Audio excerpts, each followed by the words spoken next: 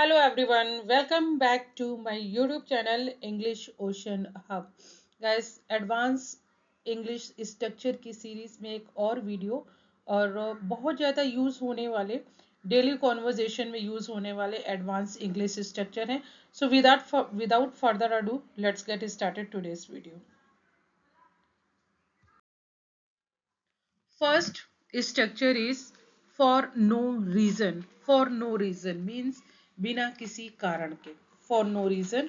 इसका मीनिंग और स्ट्रक्चर देखते हैं.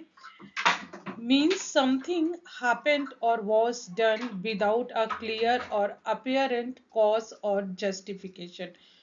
Means कुछ ऐसा होना या कुछ ऐसा किया जाना जो बिना किसी कॉज या जस्टिफिकेशन के हो, मतलब बिना किसी रीजन के. स्ट्रक्चर है subject plus verb plus for no reason. Structure इसके सेंटेंसेस देखिए. He got angry for no reason. वो बिना किसी कारण के गुस्सा हो गया. ये पास्ट इंडेफिनिट का सेंटेंस है. He got angry for no reason. Second example है she was crying for no reason. ये आपका पास्ट कंटिन्यूअस का सेंटेंस है कि वो रो रही थी फॉर नो रीजन, बिना किसी वजह से. थर्ड एग्जाम्पल है I was punished for no reason.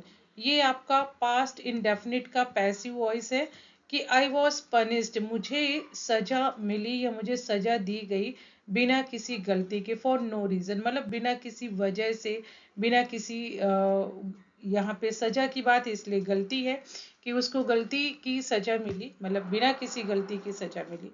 तो I was punished for no reason, मुझे बिना किसी गलती की सजा मिली. तो ये गाइस था फॉर नो रीजन, बिना किसी कारण के, बिना किसी वजह के. नेक्स्ट है would you mind. Would you mind एक वे है, पोलाइट वे है, फॉर्मल वे है.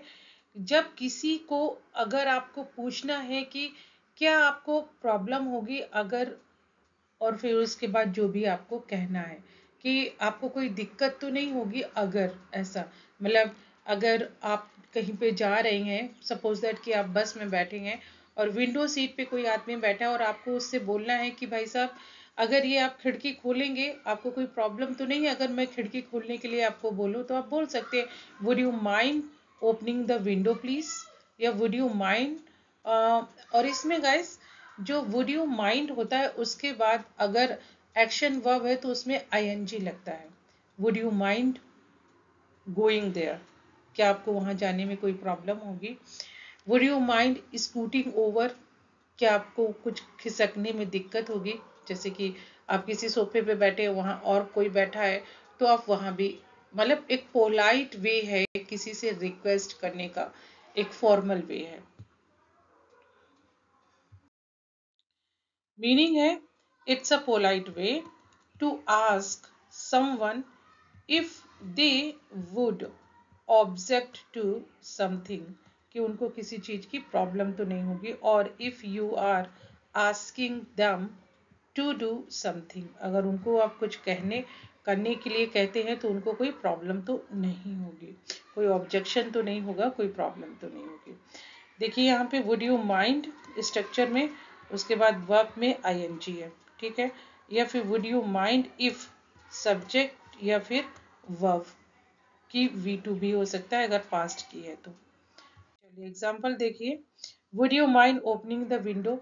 मैंने आपको ऐसा ही कोई एग्जाम्पल दिया था. क्या आप खिड़की खोल देंगे, मतलब आपको खिड़की खोलने में कोई प्रॉब्लम तो नहीं है. या मैं आपको बोलूं कि आप खिड़की खोल दे तो आपको प्रॉब्लम तो नहीं होगी, ऐसे. Would you mind if I sat here, क्या आपको बुरा लगेगा अगर मैं यहाँ बैठूं. थर्ड है would you mind helping me, क्या आप मेरी मदद करेंगे, मतलब आपको मेरी मदद करने में कोई प्रॉब्लम तो नहीं होगी. तो ये गाइस एक फॉर्मल पोलाइट वे है किसी से रिक्वेस्ट करने के लिए, किसी से कुछ कहने के लिए. Would you mind. नेक्स्ट है if this goes on. If this goes on का मतलब होता है अगर ऐसा चलता रहा तो. हम बहुत ज्यादा बोलते हैं कि अगर ऐसा चलता रहा ना तो मैं बहुत जल्दी जॉब छोड़ दूंगा, अगर ऐसा चलता रहा ना तो यहाँ बहुत जल्दी मतलब यहाँ किसी का आप बोल सकते हैं ठिकाना नहीं होगा। मतलब एक घर है, वहां पे बहुत ज्यादा लड़ाई झगड़े होते हैं, तो आप बोल सकते हैं भाई अगर ऐसा ही चलता रहा ना तो किसी का बसर नहीं होने वाला है यहाँ पे, ठीक है। तो इस तरीके का जब हिंदी में एक्सप्रेशन आएगा तो आप बोलेंगे इफ दिस गोज ऑन, अगर ये ऐसा ही चलता रहा। If the current situation or trend continues without any change or intervention, मतलब जो करंट सिचुएशन है, सिनेरियो है या ट्रेंड है, मतलब जो भी अभी चल रहा है, अगर वो ऐसा ही चलता रहा कंटिन्यूस विदाउट एनी चेंज, अगर उसमें कोई चेंज नहीं हुआ और इंटरवेंशन मतलब उसको चेंज नहीं किया गया, उसमें कोई दखल अंदाजी नहीं की गई, इसका ये मतलब है structure if this goes on plus result, तो क्या होगा, वही रिजल्ट हुआ ना। फर्स्ट एग्जांपल है if this goes on we will lose everything, अगर ऐसा चलता रहा तो हम सब कुछ खो देंगे। सेकेंड है if this goes on he will get into trouble, अगर ऐसा चलता रहा तो वो मुश्किल में पड़ जाएगा। थर्ड है if this goes on I will leave the job, अगर ऐसा चलता रहा तो मैं नौकरी छोड़ दूंगा, ठीक है। तो ये गाइस है इफ दिस गोज ऑन, अगर ऐसा ही चलता रहा तो। नेक्स्ट है डे इन डे आउट, का मतलब होता है हर दिन लगातार, day in day out. Meaning है if you say that something happens day in day out और day in and day out, you mean that it happens regularly over a long period of time, मतलब बहुत समय से एक ही जैसा चला आ रहा है कुछ चीज, या रेगुलर कोई चीज हैपन हो रही है फॉर अ लॉन्ग टाइम, तो आप बोल सकते हैं day in day out. Structure है सब्जेक्ट प्लस वर्ब, उसके बाद day in day out. Sentences देखते हैं। He works hard day in day out, वह रोज कड़ी मेहनत करता है। ये आपका प्रेजेंट इंडेफिनिट का टेंस है, ही सिंगुलर है इसलिए यहाँ वर्क्स हो गया है। सेकंड है I see him at the shop day in day out, मैं उसे रोज दुकान पर देखता हूँ, मतलब रोज। थर्ड है she practises singing day in day out, हर दिन गाने की प्रैक्टिस करती है वह। तो ये गाइस है डे इन डे आउट, रोज, लगातार, डेली। नेक्स्ट है make do without. Make do without का मतलब होता है बिना किसी चीज के काम चलाना। Make do without means to manage और get along without something you need or want, often due to lack of resources or availability. It's a phrase that emphasizes resourcefulness and adapting to circumstances। मतलब क्या है कि भाई आपको भले ही आपको किसी चीज की जरूरत है, ठीक है, आपकी नीड है, लेकिन due to lack of resources और अवेलेबिलिटी, उसकी अवेलेबिलिटी नहीं है, रिसोर्सेस की कमी है, उसकी वजह से उसके बिना ही आप अपना काम चलाते हैं, ठीक है। तो ये आपका है मेक डू विदाउट, और जो भी सरकमचांसेस है उनको अडॉप्ट करते हैं। फर्स्ट एग्जांपल है we have to make do without electricity, हमें बिना बिजली के काम चलाना पड़ेगा। We have to make do without. Second है I can make do without a phone, मैं बिना फोन के काम चला सकता हूँ। थर्ड है they made do without water yesterday, और ये जो मेक है ये एज पर टेंस आपका चेंज होता रहेगा। थर्ड सेंटेंस देखिए, ये आपका पास्ट इंडेफिनिट का है, इसलिए मेक की सेकेंड फॉर्म मेड यहाँ पे आए, ठीक है। तो उन्होंने कल बिना पानी के काम चलाया, तो they made do without, made do लगाइए, मतलब मेक है, मेक टू लगाइए, उसके बाद विदाउट कर दीजिए, और फिर वो जो नाउन है आप उसका यूज कीजिए, जिसके बिना। ठीक है गाइस, आगे बढ़ते हैं। इट्स नथिंग बट, यह केवल है और कुछ नहीं। मीनिंग है, means something is only that, कुछ है, नथिंग मोर, उससे ज्यादा कुछ नहीं, मतलब कुछ है उससे ज्यादा वो कुछ नहीं है। And it is used to emphasize a negative और सिंपल क्वालिटी, मतलब हम बोलते हैं ना यार इससे ज्यादा ये कुछ नहीं है, तो इट्स नथिंग बट, और उसके बाद आप नाउन का यूज करेंगे। सेंटेंस है, इट्स नथिंग बट अ लाई, यह सिर्फ एक झूठ है, इसके सिवा कुछ भी नहीं है। ठीक है। सेकेंड है, it's nothing but a game, यह केवल एक गेम है, मतलब ये केवल गेम है, इसके अलावा ये कुछ भी नहीं है। थर्ड है, it's nothing but a mistake, यह केवल एक गलती है, मतलब इससे बढ़कर ये कुछ नहीं है, ये केवल एक गलती है। तो आप बोलिए इट्स नथिंग बट अ, और उसके बाद नाउन जो है उसका आप यूज कीजिए। नेक्स्ट है इम्बार्क ऑन, ये आपने बहुत ज्यादा सुना होगा। इम्बार्क ऑन का मतलब होता है किसी काम की शुरुआत करना, मीन्स टू स्टार्ट और बिगिन समथिंग न्यू।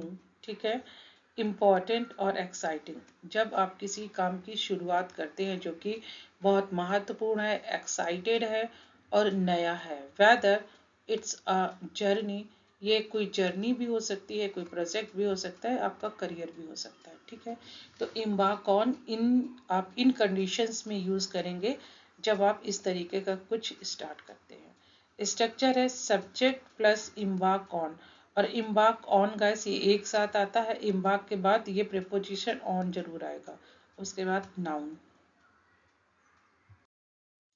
देखो, he embarked on a new journey, और गाइस जो इम्बार्क है वो एज अ वर्ब यूज होता है, तो ये एज पर टेंस आपका चेंज हो जाएगा।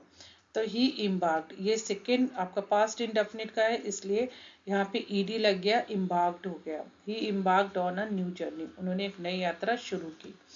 सेकेंड है they will embark on a business venture, वे नया व्यापार शुरू करेंगे। ठीक है, ये आपका फ्यूचर इंडेफिनिट का है, इसलिए ये आपका B1 आया है।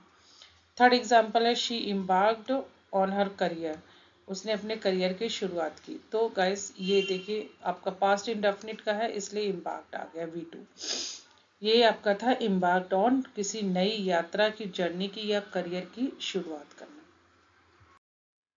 नेक्स्ट है when it comes to, when it comes to का मतलब होता है जब बात आती है या जब बारी आती है।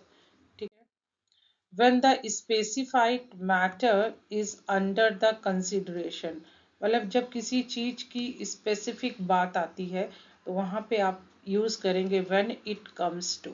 ठीक है, स्ट्रक्चर है when it comes to plus noun या वर्ब आएगी तो ing में आएगी प्लस सेंटेंस। एग्जाम्पल देखिए, when it comes to cooking, अब ये देखिए कुक क्या है आपकी वर्ब है, तो ये कुकिंग में आई है। यहाँ कंफ्यूज मत होइएगा कि टू लगा है, ये तो इन्फिनिटी है, तो इसके बाद आईएनजी कैसे गाइस, ये एक फ्रेज है और यहाँ पे टू आपका इन्फिनिटिव ना होकर के एक प्रीपोजिशन है। ठीक है, तो when it comes to cooking, जब खाना बनाने की बारी आती है, शी इज द बेस्ट, वो बेहतरीन है, मतलब सबसे अच्छी है। सेकेंड है when it comes to work, she is serious, जब काम की बात आती है तो वो बहुत सीरियस है, गंभीर है। थर्ड है when it comes to studies, जब पढ़ाई की बात आती है, आई एम फोकस्ड, मैं ध्यान देता हूँ। तो ये गाइस है व्हेन इट, कई लोग इसको इट्स बोलते हैं या लिख भी देते हैं व्हेन इट्स कम्स, ऐसा नहीं होता है। व्हेन इट आएगा और फिर कम्स आएगा, comes, when it comes to, और उसके बाद आपका वर्ब है तो आईएनजी में आएगा, अगर सिंपल नाउन है तो नाउन आ जाएगा। आगे बढ़ते हैं guys. Heading towards, heading towards का मतलब होता है की ओर बढ़ना या जाना, किसी की तरफ जाना, जैसे कि yesterday I was heading towards my home. ठीक है, तो हेडिंग टूवर्ड्स मीनिंग है, heading towards means moving or traveling in the direction of a specific location or goal, मतलब किसी एक स्पेसिफिक लोकेशन या गोल की तरफ आप किसी डायरेक्शन में अगर मूव करते हैं या ट्रेवल करते हैं तो वहाँ यूज कीजिए हेडिंग टूवर्ड्स। स्ट्रक्चर है subject plus be means is am are was were, उसके बाद हेडिंग टूवर्ड्स प्लस नाउन, ठीक है। और ये जो हेडिंग है ये आपका चेंज हो जाएगा एज पर टेंस। ये गाइस हेडिंग नहीं चेंज होगा क्योंकि ये केवल कंटिन्यूटी में ही यूज हो रहा है, तो ये हेडिंग ही रहेगा, ये इज एम आर और वॉज वर के साथ यूज होगा।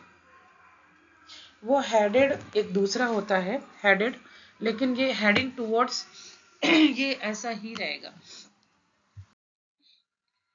फर्स्ट एग्जांपल देखिए, we are heading towards success, हम सफलता की ओर बढ़ रहे हैं। सेकेंड है, he is heading towards danger, वो खतरे की ओर बढ़ रहा है।